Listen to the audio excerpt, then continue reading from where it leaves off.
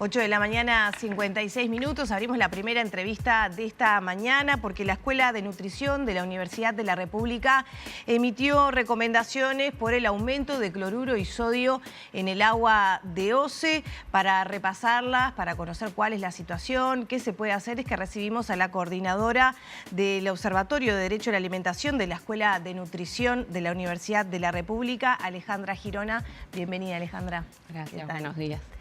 Primero que nada, me gustaría preguntarte, ¿qué pasa con las recomendaciones de la ONU, ¿no? Porque ustedes ahí también hicieron algunos comentarios al respecto. El agua que está llegando a las casas, ¿sigue las recomendaciones de ONU a propósito de la calidad del agua? En realidad hoy supera, ¿no?, la cantidad, en especial la concentración de sodio, supera las recomendaciones. Siempre que hablamos del derecho al acceso al agua, estamos hablando de que todos los ciudadanos, sin ningún grupo quede excluido, lo que necesitamos es estar seguros de que consumimos agua que no tiene elementos que pueden poner en riesgo la salud, ¿sí? Entonces, en una semana cambió la situación, ¿no? Nosotros veníamos consumiendo agua y recomendando el consumo de agua porque estábamos seguros que no tenía riesgos para la salud. Hoy, en algunos grupos, sí, el consumo de agua potable puede tener riesgos y entonces ya deja de ser esto de, bueno, no tiene elementos que ponen en riesgo la salud. Entonces hay grupos, en especial cuando algún grupo ya de la población, ¿no?, esto que dicen, no, ningún grupo tiene que quedar excluido, justamente habla de esto, ¿no? Entonces el derecho al acceso al agua implica la disponibilidad del agua, pero también implica aspectos vinculados a la confianza, a la confiabilidad que nos da el consumir agua. Entonces ahí hay ahora una gran interrogante que bueno, que ojalá que esta situación no se prolongue demasiado. Alejandra, lo que hace a la seguridad, como mencionabas recién, ya hemos hablado de lo que representa para los bebés, ese complemento que se puede realizar con agua potable, las embarazadas, para las personas con problemas cardíacos, también renales. Pero ¿qué pasa para la población en general? ¿Presenta cierto riesgo? ¿Hay una inseguridad para el resto de la población? Porque una cosa es tomarla algunos días con episodios puntuales. Ahora, y tal vez exceda un poco a tu materia, pero me imagino que están en comunicación también con médicos y demás. ¿Qué pasa?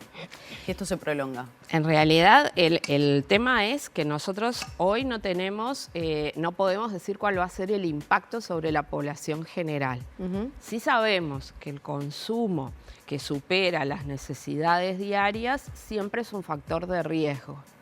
Entonces es todo el combo, porque si yo acostumbro a tomar los 2 litros de agua, ¿no? Si no tengo ninguno de estos, no formo parte de ninguno de estos grupos que tú mencionabas. Tomo 2,5 litros de agua perfectamente.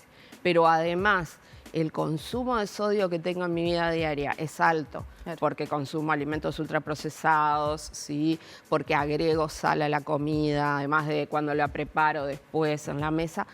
Se dispara muchísimo la cantidad de sodio y el sodio es un factor de riesgo para determinadas enfermedades. Entonces, de ahí que la prevención siempre es, en la población general, disminuir el consumo de sodio.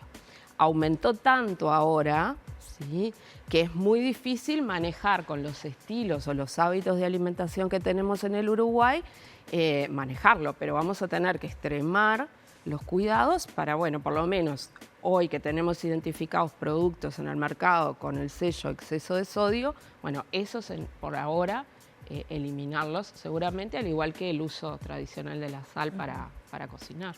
Claro, lo que pasa es que después en la vida diaria no es tan fácil eliminarlos por una cuestión de precios, por una cuestión de tiempo, por una cuestión de información. Hay gente que no tiene idea, que no tiene claro, y después por una cuestión de costumbre, ¿no? O sea, no caer en ninguno de esos productos con octógono significa tener una organización, tiempo de cocinar, de preparar, saber, poner otra cosa para evitar el sodio y que quede gustosa la comida.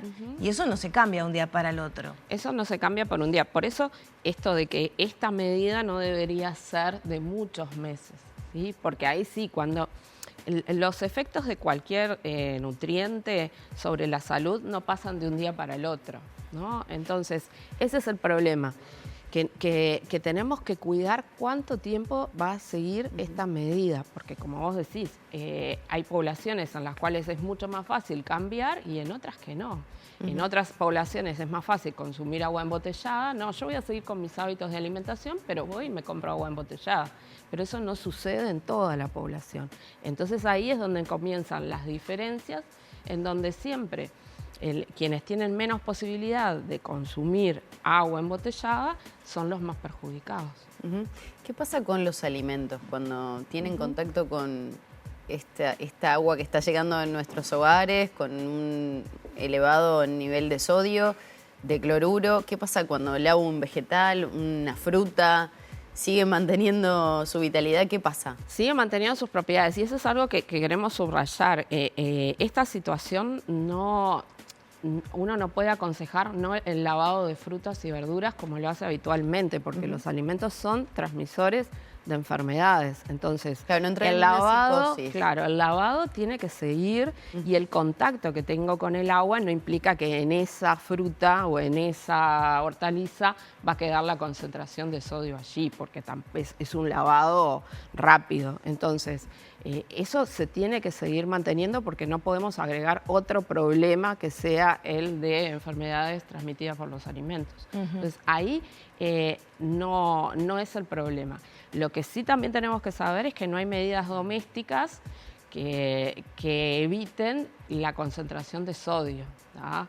Entonces, no, por más que yo hierva, por más que coloque otras sustancias en el agua, eso se mantiene, la cantidad de sodio se mantiene. ¿Qué pasa con el consumo del agua en los más pequeños? Y no me refiero solo a los bebés, que bueno, es sabido, si las familias tienen posibilidades probablemente ya prepararan el caso de complementos con agua embotellada por seguridad. Bueno, ¿qué pasa con los niños pequeños que hasta ayer no había una disposición, por ejemplo, de que consumieran agua envasada, por ejemplo, en los centros de INAU? Y que quizá en las casas no, o en otros centros educativos no, porque hubo como unos días ahí que no se sabía bien, ¿no? ¿Qué pasa con el consumo de este tipo de agua en los más pequeños? Bien, desde ahí, desde la universidad, eso quisimos en esta semana poner sobre la mesa, porque la discusión estaba puesta en los hipertensos, que es verdad, y en aquellos que no saben que son hipertensos y tienen alteraciones de su presión arterial, y está bien que se cuiden y extremen las medidas en relación al agua, pero nos estábamos olvidando de toda una población que tiene ingestas adecuadas, recomendaciones sobre ingesta adecuada, que cualquier distorsión en la alimentación va a hacer que esas ingestas superen lo que deberían. En el caso de los lactantes, sí, que sean alimentados exclusivamente con fórmula, lo mejor es preparar con agua embotellada. ¿Por qué? Porque si vos a la fórmula, que ya tiene un contenido de sodio, ahora le sumás la cantidad de sodio del agua potable, casi que triplica la ingesta que debería tener ese bebé, por ejemplo, los primeros 6 meses de vida. No pasa nada un día, pero no sabemos 2, 3, 4, 5, 6, 15 días. ¿No se sabe las consecuencias que puede tener? No. Las predisposiciones que le puede generar al niño. Y en general, lo que sí sabemos es que todo consumo elevado de sodio, aún en los consensos vinculados a pediatría, advierten sobre la vinculación con enfermedades como hipertensión o otro tipo de enfermedades vinculadas a lo cardiovascular. Pero en realidad, por eso ningún consenso de pediatría a nivel de nutrición aconseja el consumo de sodio en los niños, ¿no? Agregado, excepto lo que está naturalmente.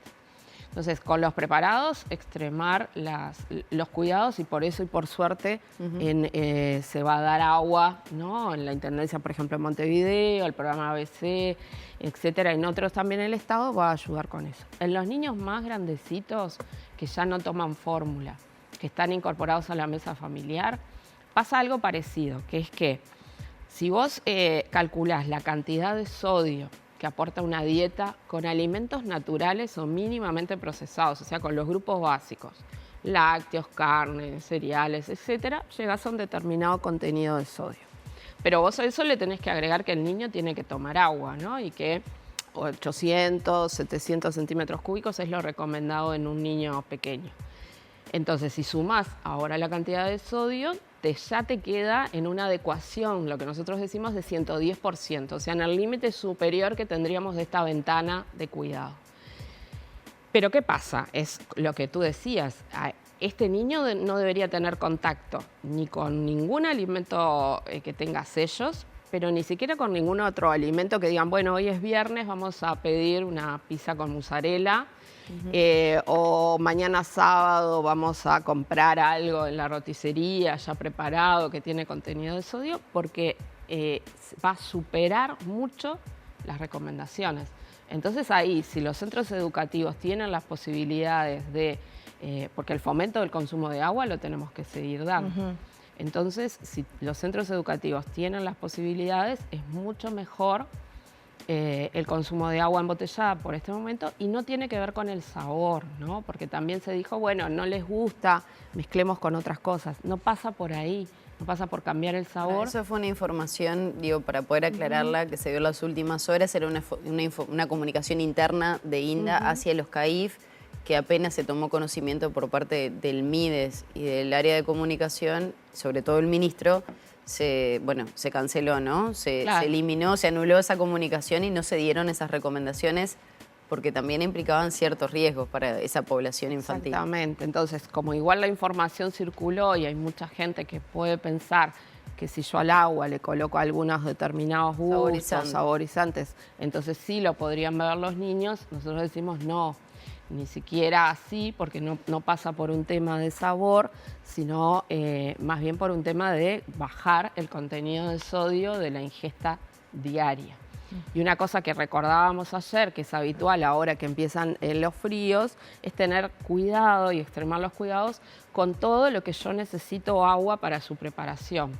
Supongamos una sopa instantánea en polvo a la cual tiene un altísimo contenido de sodio y yo ahora le agrego agua. Digo, tener las precauciones de aquellas cosas que preparo en mi casa, por lo menos ver las etiquetas y ver si tienen un alto contenido. Lo otro importante pasa por las aguas embotelladas, ¿no? También mirar las etiquetas con los niveles de sodio que tiene cada una. Tienen poco sodio, ¿no? Algunas tienen más, otras tienen menos, pero eso está identificado. Igual comparándolo con los niveles de lo que sale hoy de la canilla es ínfimo. Creo que las que tienen más están muy por debajo. Es que nunca hasta el momento calculábamos los aportes de sodio a través del agua. O sea que, y el consumo de aguas embotelladas no lo teníamos en cuenta tampoco, excepto en algunas patologías especiales. Entonces, realmente es un cambio para todos. Y lo otro que advertimos es que es un cambio que, más allá de los contenidos de sodio, hay cuestiones vinculadas al acceso al agua que Uruguay va a tener que empezar a trabajar, porque esto está pasando en todo el mundo. El agua, así como hace meses hablábamos de la inseguridad alimentaria. Eso era lo que te quería preguntar. ¿Esto se suma al concepto de inseguridad alimentaria? Totalmente. La inseguridad alimentaria incluye la inseguridad hídrica. Por lo tanto, algo que nosotros no veníamos trabajando o estudiando, este año, seguramente el segundo semestre, vamos a aplicar una escala que se está usando en varios países de América Latina para conocer realmente cuál es la situación en relación al derecho humano al acceso al agua y en especial esto que se llama ahora de seguridad del agua. Alejandra, en el concepto de inseguridad hídrica, ¿entra también, digamos, que la población se vuelque solamente a tomar agua embotellada? Lo pregunto por lo siguiente, en el entendido ideal de que todo el mundo tuviera posibilidad de comprarse y que hubiera oferta suficiente para todos. ¿Qué pasa con los plásticos en los cuales está envasada el agua? Hay botellas de agua muy conocidas, de marcas muy confiables por los uruguayos, pero dice no exponer a la luz solar, porque supuestamente tienen sustancias que entran en el agua y que después las tomamos, o las micropartículas de plástico que de a poquito se empieza a hablar, aunque no aparecen nunca en los diagnósticos o en las tablas de aceptabilidad de organismos internacionales. ¿Qué pasa con eso? ¿Pueden tener un daño a la población? Porque dicen no exponer a la luz solar, pero uno ve los camiones, o en nuestras casas, la dejas arriba del mármol, entra la luz y está el sol, el agua, ¿no? Por eso creo que la discusión tiene que ir mucho más hacia qué sistemas alimentarios queremos, ¿no? En definitiva, en cada uno de nuestros hogares el gasto que tenemos de agua no es el problema. El uso del agua desmedida de la agroindustria. Ese es el problema. Cómo hemos dañado, cómo hemos contaminado. Lo que pasa ahora con cambio climático tiene que ver con cada una de las acciones individuales, pero también de los gobiernos. Entonces, la discusión tiene que ser seguridad hídrica, seguridad alimentaria y cambio de sistemas alimentarios. Y en esto, la contaminación que genera el plástico indudablemente hace que la situación empeore. Es un círculo vicioso y en donde en Estados Unidos, por ejemplo, o en Europa ya hay consensos vinculados al no uso de plásticos en la gestación durante el embarazo, por todos los contaminantes que también pueden tener para la vida, las micropartículas que uno consume y que no se da cuenta. Claro, uno adulto todavía, pero los niños chicos, Por está eso. por ejemplo el tema del BPA en los plásticos, ¿no? Que acá De cuanto hecho, más linda la botellita, menos BPA free tiene, De hecho, ¿no? sí, hay consensos ya del extremar los cuidados en el embarazo, la gestación y los primeros años de vida. Y esto tiene que ver con la contaminación. Entonces, este problema que ahora lo concentramos en el sodio, realmente está instalado y diríamos que los alimentos y el agua van a ser el oro del futuro y hay que cuidarlos ahora y hay que extremar las medidas urgentes. Muchas gracias, Alejandra. No, gracias a ustedes. Cerramos por aquí entonces la entrevista con la coordinadora del Observatorio de Derecho a la Alimentación de la Escuela de Nutrición de la Universidad de la República, Alejandra Girona. Ya son las 9 de la mañana, 13 minutos.